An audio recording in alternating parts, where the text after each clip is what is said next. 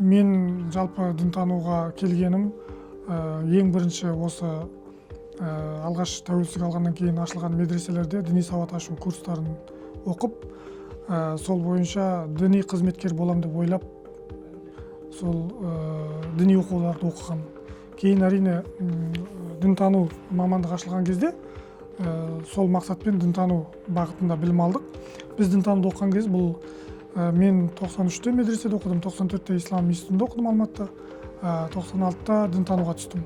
Сонда болашақта бұл мамандық қоғамда қаншалықты пайдалы болады, немесе менің дінтанушы деген жаңағы мамандығым, біліктілігім қай жағынан қоғамға қызмет жасайды деген менде түсінік болған жоқ.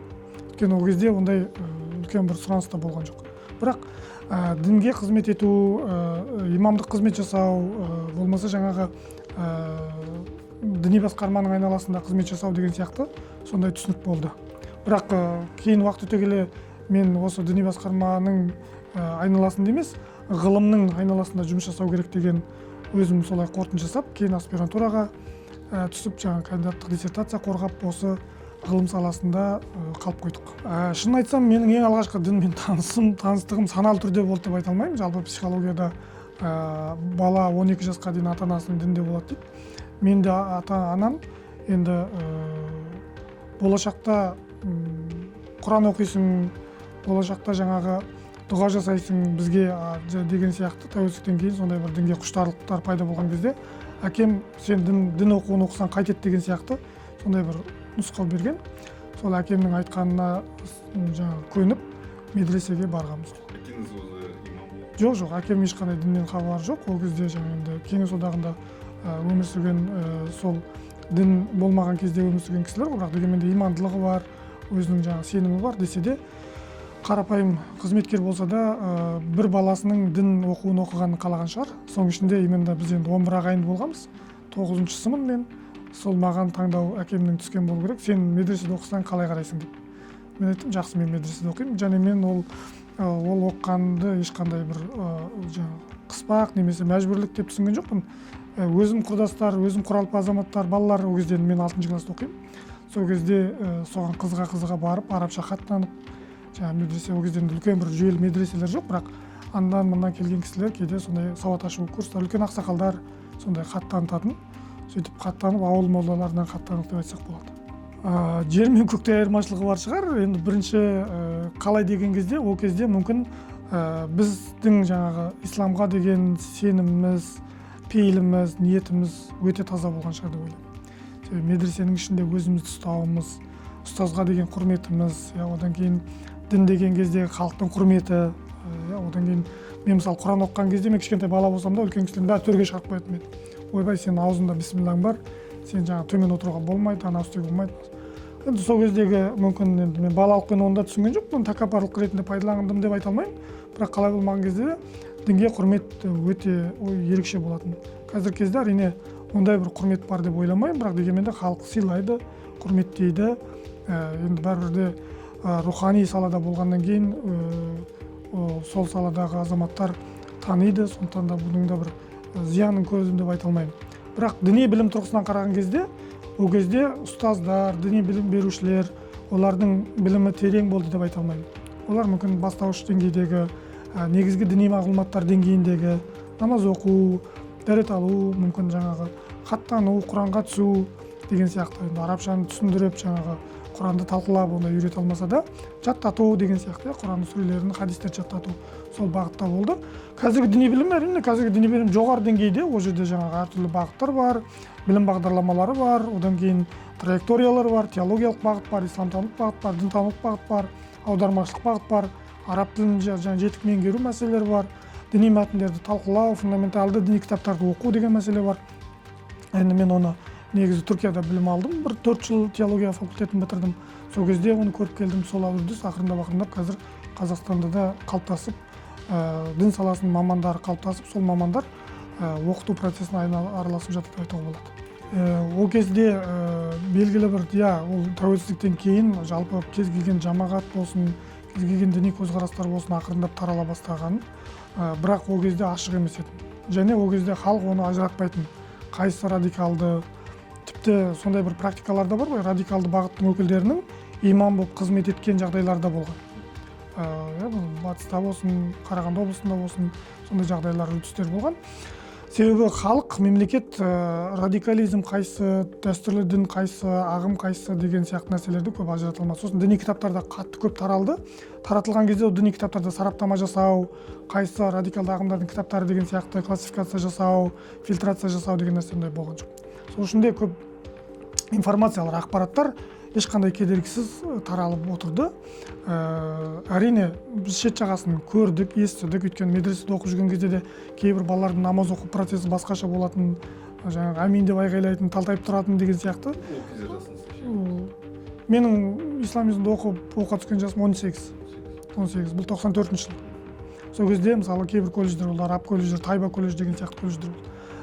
Сондай университеттер болды. Сол жерде кейбір сондай үрдістерді біз байқадық. Немесе Арабиядан келіп, Мысырдан келіп кейбір ұстаздар сабақ беретін. Олардан да біз сондай процестерді көретінбіз. Бірақ оны енді біз ажыратып жатқан жоқ едік, өйткені біздің фундаменталды діни біліміміз Ханафи бағытына бағытталған болғаннан кейін біз олармен бір қатты қайшылыққа түстік деп айту қиын, немесе біз өзіміз оны сезіндік деп. Бірақ қалай болғанда да шет жағасын біз көрдік. Әсіресе ол кезде радикалды бағыттағы ағымдардан көрі миссионерлік бағыттағы ағымдар көп болған шығар. Кітап тарату деген сияқты. Жаңағы заңсыз көшеде кітап тарату, үйге келіп кету, исламнан басқа көптеген жаңағы елуіншілер дейміз, басқа да көптеген жаңағы христиандық бағыттағы ағымдар болды. Солардың жаңағы Құдайдан жаңа сәлем деген сияқты кітаптарды мен есімде әлі. Сол таратылатын тегін, сол үйге келіп есік қағып беріп кететін деген сияқты, немесе жаңағы почта жәшіктеріне салып кететін деген сияқты сондай үрдістер өте қатты жүрді. Енді қай мемлекеттен келмесе де сол дінді таратуға жаппай атсалысты ғой. Соның ішінде радикалды ағымдар да бар, жамағаттар да бар деген сияқты. Кез келген жас бұл коммуникативті, коммуникациялық байланыстарды жақсы көреді. Жас деген дүние бұл энергияның көптігімен ерекшеленеді. Жас деген дүние бәр нәрсені білгісі келеді. Жас деген дүние қызуқанды. Сосын радикалды бағыттағы кейбір қызуқанды дүниелер мүмкін жастарға, бізде жастарда мысалы жай көлік айдаған кездің өзінде экстремалды әрекет жасап жатады кейбіреулер, жарыс жасап жатады. Сол арқылы жаңағы жол апатына да түсіп қалып жатады ғой. Тура сол сияқты қызуқандылықпен дінде де олар агрессивті кейбір жағдайларға дұрыс қарауы мүмкін, яғни жастық албырттықпен. Бірақ ең үлкен фактор жастардың тәжірибесінің және білімінің болмауы. Кез келген жас бір нәрсені көргісі келген кезде оның ертеңгі зардабы қалай болатынын ойлай алмайды. Үлкен кісілер бірден ойлайды, мен мынаны істесем ертең маған қалай болады деп. Ал жастар ол нәрсеге көп ой жүгірте бермейді. Сол үшін де тәуекелге барып, кейде сондай білместікпен, ол ең басты фактор ол білместік, сондай радикал топтарға қосылып кетеді. Кейін шығу жолы қиын болып қалады.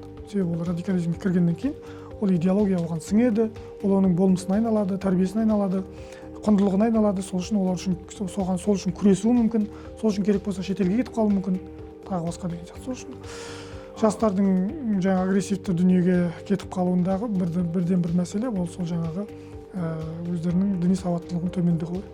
Ал әлеуметтік желілер қалай әсер? Әлеуметтік желі ол құрал бар болғаны. Ол талпыныс жасап, сіз қандай жаңағы сөзді іздейсіз, сол сөзді сізге тауып береді алгоритмдармен. Сол үшін сіз қандай топта жүрсіз, сол топқа жаңағы қажетті материалдарды қамтамасыз етеді. Әлеуметтік желі арқылы, тыңдау арқылы, ол жерде де өзіңіздің болмысыңызға қарай тыңдайсыз. Әлеуметтік желілерде информация көп. Сіз өзіңізге қайсысы керек деген кезде сол нәрсені. Бір рет мысалы радикалды бір уағыз тыңдап қалсаңыз, ол желінің алгоритмі бойынша келесі жолы соның уағыздарын қайта шығара беруі мүмкін. И оны сіз бейсаналы түрде тыңдап байқамай сол көзқарасқа қарай кетіп қалуыңыз мүмкін. Сондықтан да әлеуметтік желілерде де мынау уағыздардың деңгейлері де қарастырылмаған. Мысалы, діни сауаттылықты қай жерден бастап алу керек? Бірінші нені үйрену керек? Екінші нені үйрену керек? Үшінші нені үйрену керек? Ондай этап деген нәрсе жоқ қой. Әлеуметтік желіде бәрін бірге сізге ұсынуы мүмкін. Сол кезде де сіз кейде кейін бір 5 жылдан кейін үйренетін нәрсені 5 күннен кейін үйренген кезде сізде агрессивті мінез пайда болуы мүмкін.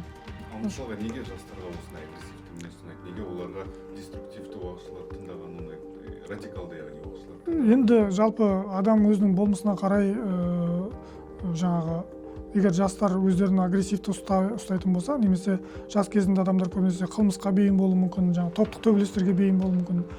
Көбінесе жаңағы әртүрлі бұрынғы кездерде жаңағы райондарға бөлініп, тағы басқа жағдайларға бөлініп, жаңағы қайшылыққа түсу деген сияқты нәрселер. Ал сол нәрселердің қазіргі кездегі діни жаңағы ақтап алатын, немесе діндегі негізі бар, мысалы дін оның жасап жатқан агрессиясын бұл Құдай жолында жасалып жатқан жақсы іс деп түсіндіруі мүмкін. Сол үшін ол соған алданады. Мен қате жасап жатырмын деп ойламайды, мен наоборот сауап жасап жатырмын деп ойлаймын. Сол үшін де жастар алданып қалады. Қазақстанда енді ең алғаш осы 2014 жылы ғой деймін, ат-такфир уал-хижраға тыйым салынған кезде мен теледидарда сұхбат бердім осы ағымдарға байланысты. Өйткені бұл жердегі мәселе ең үлкен қаупі қалай деген кезде ат-такфир деп айтып отырған сияқты өздерінен басқалардың барлығын күпірлікпен айыптау, кәпірсің деп түсіндіру. Ал кәпір болған үшін оларға қатыгездікті қолдануға рұқсат деп есептеу және агрессивті, тек қана агрессивті ғана емес, экстремалды, радикалды жаңағы түсініктермен қарау. Бұл өз кезегінде зайырлы қоғам үшін әртүрлі сенімдегі адамдар өмір сүретіндей ортада жағдай жасау мүмкін емес. Себебі ат-такфир ол өзінен басқа адамдардың барлығын өзіне дұшпан санайды. Ол өз кезегінде біздің діни бірегейлігімізге, ұлттық құндылықтарымызға, дәстүрімізге, салтымызға қайшы келуі мүмкін. Сол үшін де ат-такфир, яғни өздерінен басқа мұсылмандардың барлығын кәпір деп санау, күпірлікке шығару, оларды өлтіруге рұқсат, олардың малын тартып алуға рұқсат, оларды жаңағы құл ретінде пайдалануға рұқсат деген сияқты сондай шариғи жолмен, діни жолмен, енді шариғаттың ондай бұрмаланған талаптарымен сондай әрекетке баруы, бұл қазіргі қоғам үшін үлкен қасірет және көптеген келеңсіздіктер мен қайшылықтарға себепші болатындықтан ат-такфир бұл әсіре діншіл, әсіре радикал топқа жатады. Сол үшін де біздің мынау Сирияға кету мәселесі, Сирияда болған радикалды топтардың әрекеттерінің барлығы осы такфиризмнен шыққан дүние ғой.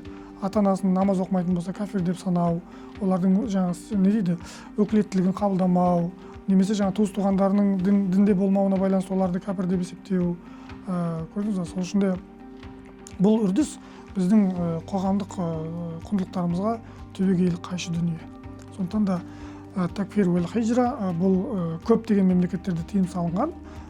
Сондықтан да біздің мемлекетте солардың қатарында тыйым салып, бұл мәселеге қасаң не жасап отыр. Бірақ деген бұл жерде бір нәрсе бар. Қазақтың ауызекі тілінде кейде біз кәпір деген сөз қолдануымыз мүмкін. Енді қазақта бар ғой, жоқты тағып деген кәпір, барды жоқ деген кәпір деген сияқты.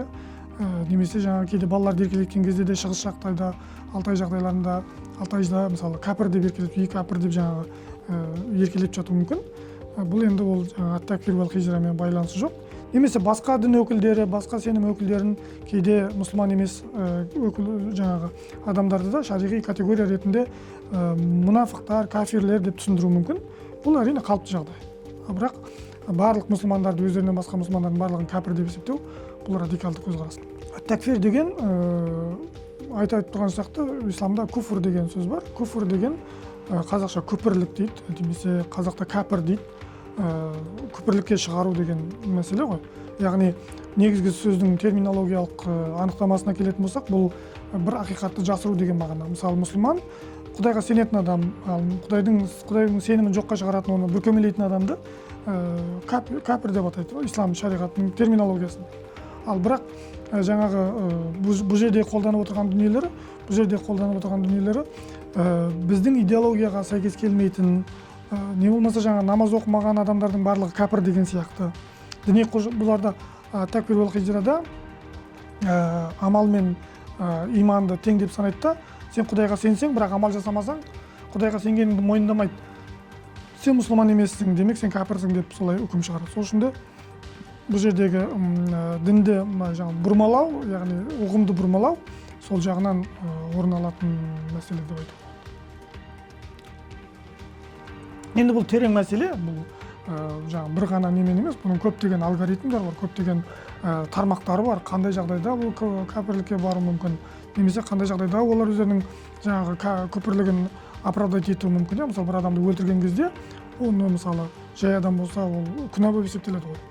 Сол үшін де оны міндетті түрде кәпір категориясына жатқызу үшін, оны мысалы жай мысалы сақалы жоқ адам болса да, бұл сүннаға қарсы болған такфирмен айыптай салуы мүмкін. Болмаса жаңағы сопылық бағытта болатын болса, бұлар жаңағы шейхті, ұстазды құдайға серік қосады деп күнәлай салуы мүмкін. Болмаса жаңағы кейбір қарапайым адамдардың мысалы әулиелерге деген құрметін, тағы басқа деген дүниелерді құдайға серік қосу деп түсіндіре салуы мүмкін. Сөйтіп өздерінің бәрін оправдать етіп кәпірге шығара береді. Енді неге қарсы шығады, себебі неге десеңіз, оларда өздерінің діни ұстаздарының тырнақшаның ішіндегі өзінің уағыздары, өздерінің діни мәтіндері бар. Сол мәтіндерде қалыптасқан жаңағы құндылықтарды немесе қағидаттарды басшылыққа алады. Ол жерде мысалы жаңағы үш нәрсе харам деген сияқты, логика харам, музыка харам, философия харам деген сияқты. Сол үшін ол жерде өздерінің кітаптарында музыка харам деп тұрса, сіз оны музыканы халал дейтін болсаңыз, онда сіз кәпірге шығарып жібереді. Сол үшін де мәдениетке неге үшін қарсы шығады деген кезде, халықтың өзінің ерекшеліктеріне байланысты қолданатын көптеген салттары бар. Оның барлығы дінде негізі қарастырылмаған болса, бұның барлығы діннен емес деп, бидға деп, немесе жаңағы мысалы Наурыз, мысалы жаңағы отпен аластау, мысалы жаңағы келіннің сәлем салуы, мысалы жаңағы енді қазақта дәстүр көп қой, соның барлығын бұл дінде жоқ, бұның барлығын қазақтар өздері ойлап тапқан, демек дінде жоқ болатын болса, бұл үкімдерді біз қоя алмаймыз деген сияқты діни мәтіндермен оправданиясын жасап, содан кейін кәпірлікке шығарады. Негізінде идеологиялық тұрғыдан қараған кезде бұл бір ұлттың салт дәстүрін жою соны мақсат етеді. Яғни салт дәстүрді жоятын болса, ол ұлттың құндылықтары да жойылады, ол ұлтты басқару оңай болады. Сондай бір махинациялық. Салафизм, ат-такфир уал хижра бұл салафизмнің бір тармағы. Салафизмде біз төртке бөліп қараймыз. Біреу жаңағы мадхалия, сурурия, такфирия және жаңағы умерный деп қазір айтып жүрміз, немесе тақияшылдар дейміз. Біздер бөліп қойғанбыз. Жоқ, олардың ішінде де бір-бірлерін кінәлайды. Өйткені мысалы шейх Мадхалидің артынан еріп жүргендер, шейх Суридің артында жүргендерді адасушылықпен айыптауы мүмкін. Сол үшін де жаңағы өздері де бөлінеді. Біз де оны шартты түрде солай бөлеміз. Бірақ бәрібір де сол бір идеология, бір кітаптың несінен бастау алады ғой. Содан кейін сол жаңағы біреу кішкене кешіріммен қарауы мүмкін. Жаңағы билікке бағыныңдар деген сияқты. Біреу жаңағы билік егер жаңағы құдайдың заңымен жүрмейтін болса, оған бағынбаңдар деп пәтуа шығаруы мүмкін. Әр шейхтің өзінің мнениесіне, көзқарасына байланысты қалыптасқан жамағаттар ғой. Сондықтан да такфир оның ішіндегі ең қатаңы сол. Ата-аналарға қамтысыз өзіңізде балаларыңыз бар? Қалай тәрбиелейсіз? Балалар тәрбиелеудің қажеті жоқ. Сен не істесең соны істейді дейді ғой. Сондықтан да балаларға адамгершілікті, ізгілікті, қамқорлықты, адалдықты көрсетсеңіз, отбасында оларды сүйіспеншілікке баулысаңыз, мейірім танытсаңыз, қандай болуды емес, өзіңіз қандай болсаңыз, балалар да сондай болады, соны үлгі алады.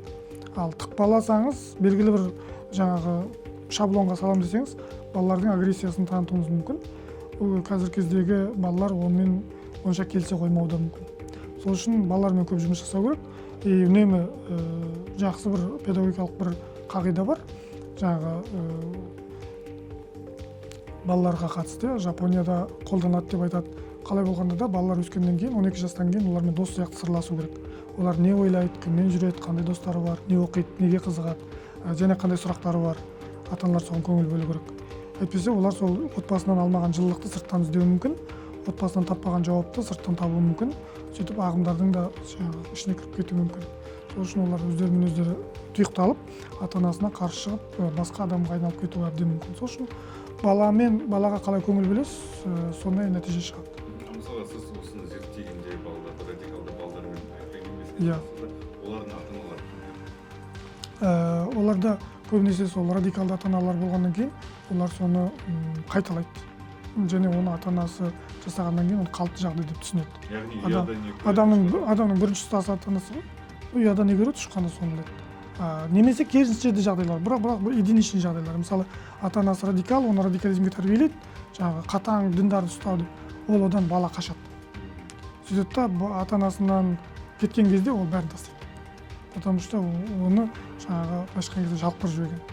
Мысалы, еркін жүргізбеген, ұйықтайын десе ұйықтатқызбаған, ойнайын десе ойнатқызбаған. Сен мынаны істе, мынаны ки, мынаны жаса. Таңертең тұрып, түнде тұрып жаңа ұрып, мысалы, намаз оқытқан. Сосын балалар мысалы қашу үшін ата-анасынан қашып басқа бағытқа кетіп қалуы мүмкін. Мұндай жағдайлар да бар. Бірақ көп балалар ондай тәуекелге бара алмайды, ата-анасынан қорқады. Сол үшін ата-анасының айтқан талаптарынан шыға алмауы мүмкін. Енді байқалғанда біз өзі 4 бағытта мемлекеттік жұмыс сол бағытта жасалып отыр. Ол жаңа біреуі профилактика алдын алу бағытында бұл ақпараттандыру жұмыстары, республикалық ақпараттық түсіндіру топтары жұмыс жасап жатыр. Одан кейін екіншісі дерадикализация бағытында радикалды азаматтардың бетін бері қарату үшін теологтар, арнайы орталықтар, арнайы бақылау, мониторингтар, отделдер, бөлімшелер жұмыс жасап жатыр. Одан кейін жаңағы радикалды азаматтардың бостандыққа шығу кезіндегі пробациялық жұмыстары да жасалып жатыр деген сияқты. Содан кейін ағартушылық жұмыстар да бар, мысалы сауаттандыру, білім кадрлар дайындау деген сияқты. Сол бағыттардың барлығында мемлекет осы радикализмге қарсы жұмыстардың бір бөлшектері ғой. Дегенмен де енді толыққанды, нәтижелі деп айтпасақ та, бұл мәселенің күрделеніп кетуінің алдын алып отыр деп айтсақ болады. Егер сол азаматтар жұмыс жасамаған кезде мүмкін жағдай одан да күрделі болуы мүмкін. Сондықтан да мамандардың бұл бағыттағы жұмысы ары қарай жандандырылуы керек. Мүмкін мемлекеттік тарапынан құқықтық қолдаулар қажет. Оларға белгілі бір, қазір бізде радикализм деген дүниені біз айтамыз, бірақ заңнамаларда бұның құқықтық тетіктері жоқ қой. Сол үшін болашақта қабылданған заңдарда бұлар анықтамалар берілу керек. Сол кезде жаңағы объекті, олардың жаңағы ерекшеліктері анықталып, мамандардың жұмыс істейтін мәселелері айқындалады. Сол үшін де болашақта бұл шешілетін шаруа деп ойлаймын. Жақын болашақта сондай заңнамалық тұрғыдан қолдаулар, деструктивтілік деген мәселе, радикализм деген мәселе, жат ағым деген мәселелер, дәстүрлік дін деген көзқарас деген мәселелердің барлығы заңнамалар, анықтамалар болатын болса, кіммен қалай жұмыс істеу керек белгілі болады. Сол кездерде біз осы бағытта жұмыс жасаған мамандар өздерінің жұмыстары айқындала түседі деп айтуға болады. Және ол жеңілдейді. Неге десеңіз, радикалды азаматтар олар сол категорияға жатқан үшін мүмкін өздері мүдделі болады мамандармен жолығуға. Енді жалпы зерттеулер көп, соның ішінде менің бір көбірек қарап жүргенім, қазір енді азаматтарды дін деген дүние бұл психологиялық құбылыс. Ол адамдар, жастар болсын, адамдар болсын, оған міндетті түрде қызығады. Ол біреу ерте болуы мүмкін, біреу кеш болуы мүмкін, бірақ бәрібір де ол адам сонымен бетпе-бет келуі мүмкін. Немесе дінге бет бұрыс жағдайлары ол процесс жалғаса береді. Буындар өсіп жатыр, жастар үлкейіп жатыр деген сияқты. Сондықтан да бұл процесс жалғаса береді. Сол үшін біз оларға бірінші олардан радикалдардан бұрын біз құндылық ұсынуымыз керек. Ол құндылықтар қалай болу керек деген мәселе. Сол үшін біздің сабақтастық. Қазақ халқының рухани мұрасы, рухани ағартушылардың еңбектері, соларды көбірек жаңғыртуымыз керек. Сол жердегі айтылған құндылықтарды балалардың санасына, тәрбиесіне көбірек сіңіруіміз керек. Сол кездерде бұл сабақтастық арқылы өзінің руханиятын толық игерген адам басқа құндылықтарды жоғары деп санамайды. Сол үшін де осы бағытта қолжазбалар, содан кейін мына қазақтың руханиятының мұраларына байланысты қазіргі кезде қызығушылықтар, зерттеулер бар. Жалпы бұл нәрсе көп жағдайларда тек қана радикализм алдын алу ғана емес, тәрбиелік тұрғыдан да тиімді. Балаларға тәрбие беру тұрғысынан да. Біріншіден сауаттылық, дін сауаттылығын арттыру керек. Мектептерде бұл оқу жүйелерін жүйелі түрде орнына қою керек. Өйткені жастар міндетті түрде мектеп, университет процесінен өтеді ғой. Сол кездерде олар белгілі бір ақпаратты алып шығу керек, біліп шығу керек. Екіншіден, әрине ағартушылық жұмыстарды мемлекет жалғастыра беру керек. Содан кейін әрине құқықтық болсын, дерадикалдық болсын жұмыстарды кешенді түрде жан-жақтан қолға алу керек шығар деп ойлаймын. Керек болатын болса, кейбір радикализмнің өкілдері немесе басшыларына қатаң шараларды да қабылдау керек. Бұл жерде әлеуметтік желілердің бұғатталу мәселелері бар, уағыздардың шектелу мәселелері бар, шетелден уағыз айтып жатқан азаматтардың анықталу мәселелері бар, оның жолын тосу мәселелері бар. Соның барлығы кешенді түрде жасалу керек деп ойлаймын. Қорытындылай келе, жалпы жасалып жатқан жұмыс аз емес, бірақ жасалатын жұмыс та аз емес. Әлде көп жұмыс жасау керек бұл бағытта. Мемлекеттік құқықтық тұрғыдан, білім беру тұрғысынан, кадрлар дайындау тұрғысынан, мынау осыған жұмыс жасайтын жоғары оқу орындарының сапасын арттыру тұрғысынан, 9 сыныптарда оқытылатын дінтану негіздері, зайырлық негіздері пәнін қайтадан қалпына келтіру тұрғысынан әлде болса да көп жұмыс жасау керек деп ойлаймыз. Бірақ қазір енді бұрынғымен салыстырғанда бізде кадрлар бар. Белгілі бір деңгейде кадрлық қажеттіліктің орнын жабуға болады. Осы кадрлардың да сапасын ары қарай арттырып, әлеуметтік жағдайын жақсартып, теологтардың, осы салада жұмыс жасап жүрген азаматтардың айлық мәселелерін реттеп, оларды әлеуметтік қолдау мәселелерін реттеп, олардың тұрақты жұмысын қамтамасыз етіп, өйткені көбінесе мысалы теологтар келуі мүмкін, 1 жыл 2 жыл жұмыс істеп кетіп қалуы мүмкін әлеуметтік жағдайға байланысты. Олар тұрақты болған кезде нәтижесі тұрақты болады. Ал егер осы салада мамандар тұрақтамай ауыса беретін болса, онда сала бойынша проблемалар да бірінен кейін біріне қала береді. Сондықтан да бұл жерде шешетін шаруалар өте көп.